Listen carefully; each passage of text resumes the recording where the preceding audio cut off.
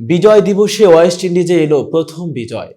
অবেদ ম্যাকয়ের টি-20 match আর run সংখ্যা প্রায় কাছাকাছি, 130 ম্যাচে 162 রান, যা জানার পর কেউ কেউ প্রশ্ন করতে পারেন ব্যাট ধরতে পারবেন তো।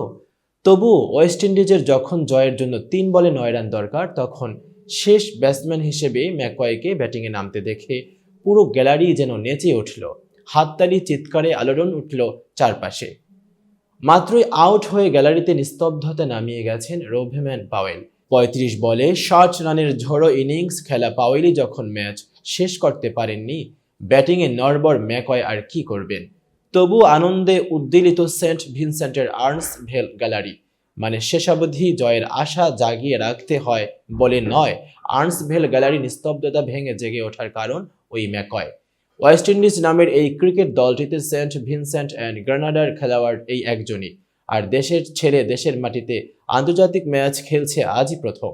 ম্যাকয়ের মাঠে নামার আনন্দ তাই যত না ওয়েস্ট ইন্ডিজ দলের, তার চেয়ে অনেক বেশি সেন্ট ভিনসেন্টবাসীর। গ্যালারিতে থাকা সিংহভাগ দর্শকের জন্য যা দেশকে আলাদাভাবে অনুভব করার, গর্বে বুক ভরে যাওয়ার মুহূর্ত। তবে ম্যাকয়ের দেশ সেন্ট ভিনসেন্ট আর ম্যাকয়ের দল ওয়েস্ট ইন্ডিজের আনন্দের মুহূর্ত অটুকুই। দিনটি যে বাংলাদেশের বিজয়ের 53 বছর আগের এমন দিনেই বাংলাদেশ স্বাধীন সার্বভৌম দেশ হিসেবে বিশ্বের বুকে মাথা উঁচু করে দাঁড়িয়েছে। এমন দিন তো বাংলাদেশের হবেই। শেষের ওই 3 বলে তাই হাসান মাহমুদ হয়ে ওঠেন আনপ্লেয়েবল। ব্যাটে বল লাগাতে পারেন না ম্যাকয়, বোল্ড হন আলজারি জোসেফ। প্রায় হাত ফসকে যাওয়া ম্যাচটাই বাংলাদেশ জিতে যায় 7 রানের ব্যবধানে, যা ওয়েস্ট ইন্ডিজের মাটিতে ওয়েস্ট ইন্ডিজের বিপক্ষে বাংলাদেশের প্রথম জয়।